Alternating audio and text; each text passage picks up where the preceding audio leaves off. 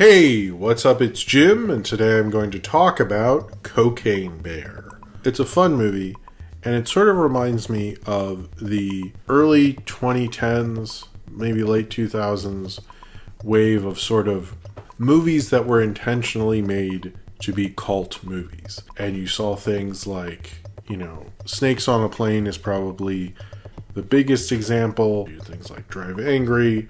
I'd say Grindhouse was trying to do that.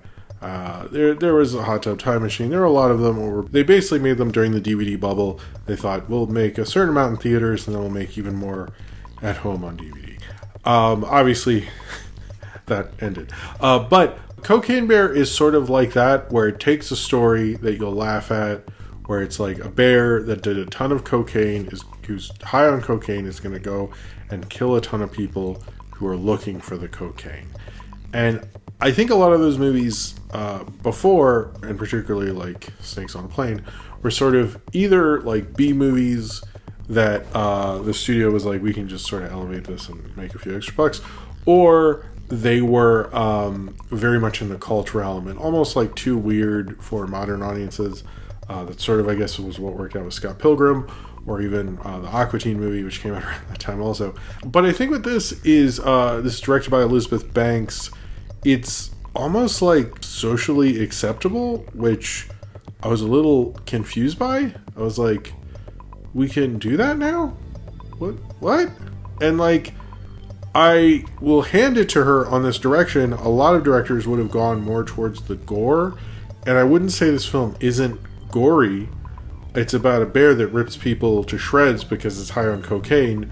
So, I don't think like it's not like that, but she doesn't do it so over the top that I guess she does still though, that you're sitting there and going like, oh my god, I could never show this person. It feels like a mainstream movie. Maybe that's, how we feel about violence now or something like that. Maybe she was just good at it, but it didn't feel as over the top and, as like, kind of like, oh man, there's certain people that can't watch this.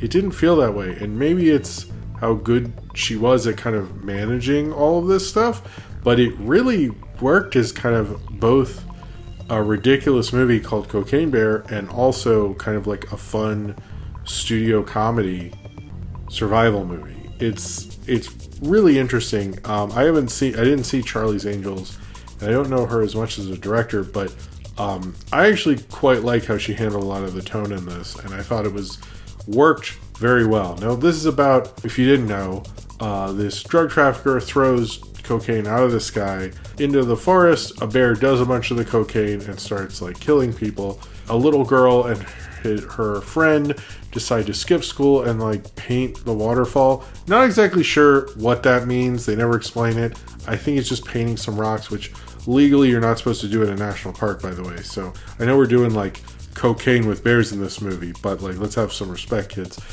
So she goes off with her friend, and then the drug traffickers, which is O'Shea Jackson, and back from Star Wars jail, I guess, Alden Ehrenreich is back in this, and him and O'Shea Jackson are there to get the cocaine back for Ray Liotta in, I believe, one of his final film appearances. And at the same time, Margot Martindale is helping Kerry Russell, who's the mom of the little girl, find the little girl through the forest, as Margot Martindale is a park ranger. I had a lot of fun with this. I don't think this film is too deep. I don't think this film wants to be too deep. Also, Jesse Tyler Ferguson and Scott Seiss, as if you saw him, the IKEA guy on TikTok, he's also from Maryland, so I always feel, I don't know, I'm like, go for him.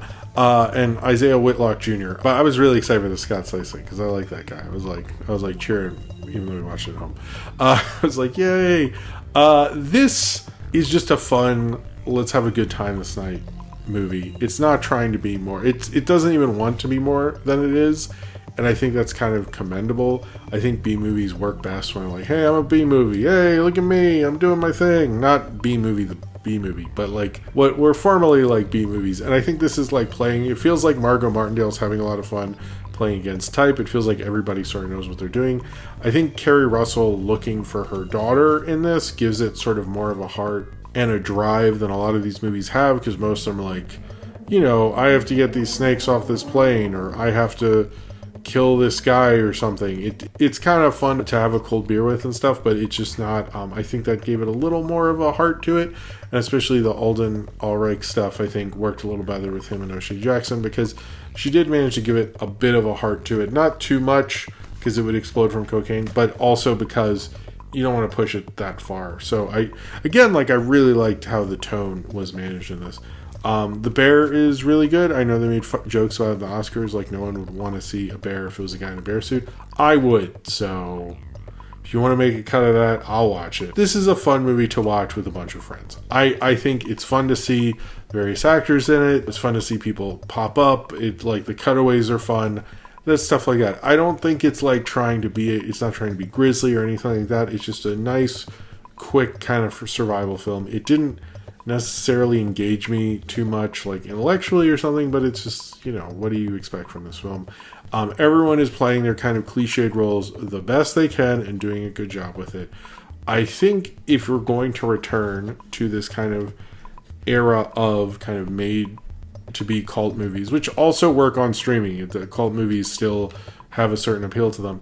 I think giving it more of a tone like this is sort of kind of interesting, at least for now. I'm sure when there's 40 of these things directed this way, it'll probably irritate me, but or any audience member for that matter. But if it's fun like this is a good, hey, have you seen a ridiculous kind of movie thing? This is a good entry point, which we need those for cinema. And this is just it's just a fun kind of movie.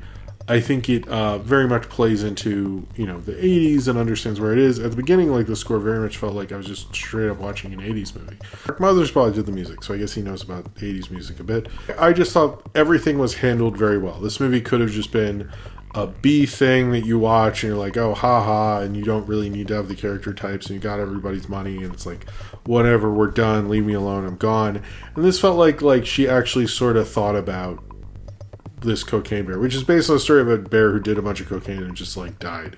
And this is not that. They obviously took a lot of liberties, but it doesn't want to pretend it's anything but that. I think there's a quote at the beginning and then its source is Wikipedia, which is pretty funny. It's very much loose in a fun way. There's sometimes films can be too loose and you're like, whoa, this is, I don't know about this, but this is the right amount of loose or right amount of fun where you can have a pizza, have a beer, watch this movie, you're like, that was fun, I watched Cocaine Bear. Will you remember it in a month? Probably not that much. Maybe how the guy scratched Margot Martindale's butt or something like that, or that Scott Slice was in it and all the gory stuff with that, but I don't think too much else. It's not going to change your life, but it's going to make your evening. And I think Cocaine Bear is down to party, but is not down to last very much longer, and that's totally cool. That's fine. I'm fine with that, Cocaine Bear.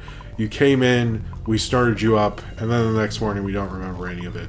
And I think that's that's what you're here for. We're just here to have fun, and then it's time for you to go. And I think Elizabeth Banks got that. Everyone making that got that. And as long as everyone gets what we're here to do, I think this is one of those B movies that just is like cold beer. You needed it that one night. It got you through Friday.